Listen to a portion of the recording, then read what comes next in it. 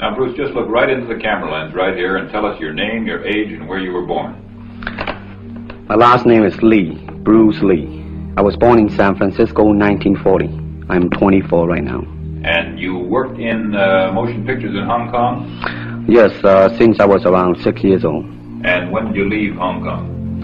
1959, when I was 18. I see. Now look over to me, Bruce, as we talk. I understand you just had a baby boy? Yeah. And you've lost a little sleep over it, have you? 3 nights. And tell the crew what time they shoot the pictures in Hong Kong. Well, it's mostly in the morning because it's kind of noisy in Hong Kong, you know, around 3 million people there. And so every time when you have picture, it's mostly, say, around 12 a.m. to 5 a.m. in the morning. Love that there. And you went to college in the United States? Yes. And what did you study? Philosophy. I see. Now, you told me earlier today that karate and jiu-jitsu are not the most powerful of the best forms of Oriental fighting. What is the most powerful of the best form? Well, it's bad to say the best, but in my opinion, I think kungfu is pretty good. Would you tell us a little bit about kung fu? Well, Kung Fu is originated in China. It is the ancestor of karate and jiu-jitsu. It's more of a complete system and it's more fluid. By that I mean it's more flowing. There is continuity in movement instead of one movement, two movement, and then stop. Would you look right into the camera lens and explain the principle of a glass of water as it applies to Kung Fu? Well, Kung Fu, the best example would be a glass of water. Why? Because water is the softest substance in the world, but yet it can penetrate the hardest rock or anything, granite, you name it. Water also is insubstantial. By that I mean you cannot grasp hold of it. You cannot punch it and hurt it.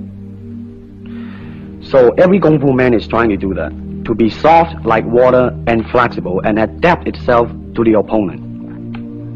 What's the difference between a kung fu punch and a karate punch? Well, the karate punch is like an iron bar, whang. A kung fu punch is like an iron chain with an iron ball attached to the end, and it go whang, and it hurt inside. Okay. Now we're going to cut, and in just a second we'll have you stand up and show us some kung fu and some movements in kung fu. Okay. Cut. Got it. Okay. Test X2, take 1, speed. Now look directly into the camera, Bruce. Directly at it. And now give me a 3/4 this way. And hold it. And give me a profile that way, all the way. Good, hold it. Now come back to a profile on the other side. And hold that. Give me a 3/4 on that side. And then give me right into the camera again. All right, now the camera will pull back. And, Bruce, first, show me the movements in the classical Chinese theater. Classical Chinese theater? theater? Well, you know what we talked about in the office. How they walk and how they start to move. Well, in Chinese opera, they have the warrior and then the scholar. The way the warrior walk will be something like this. Walking this way, straight, come out, bend, straight, and then walk out again. An ordinary scholar would be just like a female. A weakling, 90 pounds in child hours. You'll be just walking, you know, like a girl, real, shoulder up and everything. So by the way they walk, you can immediately tell who they are. Right, what character they represent. Now, show us some Kung Fu movements. Well, it is hard to show it alone, but I will try to do my best. All right, maybe one of the fellows will walk in. You want to walk Yeah, in? it would be... Go ahead. Go ahead. Go ahead. Come on, lady. Okay. Although accidents do happen, but you know, there are various kind of strike. It depends on where you hit, then what weapon you will be using. To the eyes, you would use fingers. Don't worry. To the eyes, or straight at the face, from the waist, everything on. Hold it just a minute. Let's move this gentleman around this way so you're doing it more into the camera. Okay, swell. And then there is band arm strike, using the waist again into a back fist. And let's have the assistant director back up just a ways. And then, of course, Kung Fu is very sneaky. You know, the Chinese, they always hit low. From high, go back to the groin. Don't worry. Now turn around the other way with you, Bruce. Oh, okay. Yeah. And, Would you want him? Yes. Oh, cross These the are camera just for me. natural reactions. That's Right, it. right. That is Right. natural. Right into the camera. Cheat into the camera a little bit and show this again. All right. Go ahead. There is the finger jab. There is the punch. There is the back fist and then low. Of course, then they use leg straight at the groin or come up.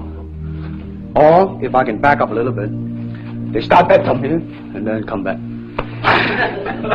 All right. It's kind of worried. He has nothing to worry about. Now, No. once again, show us how a good Kung Fu man would very coolly handle it and walk away, rather than get involved in a series of actions. Cut it. Sound. Okay. Test X2, take 2.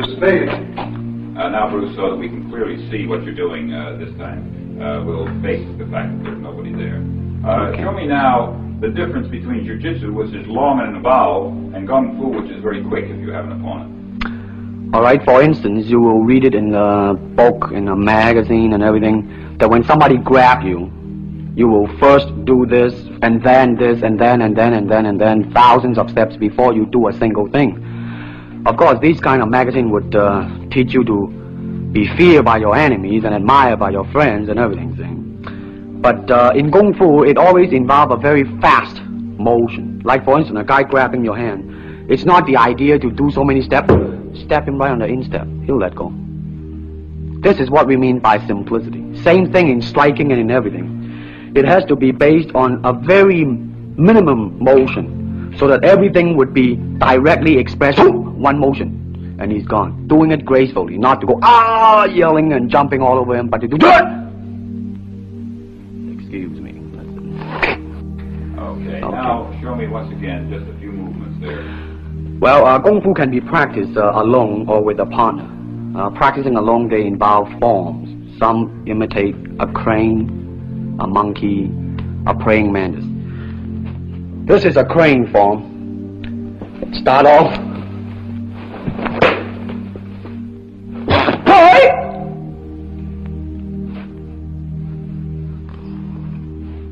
This is one of the movement involved. Show us one more movement, and then we'll be all through. Okay, I'm glad to hear that.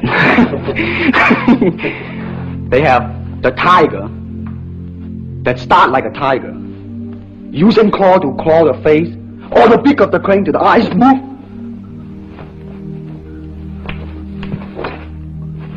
This is some of the movement involved.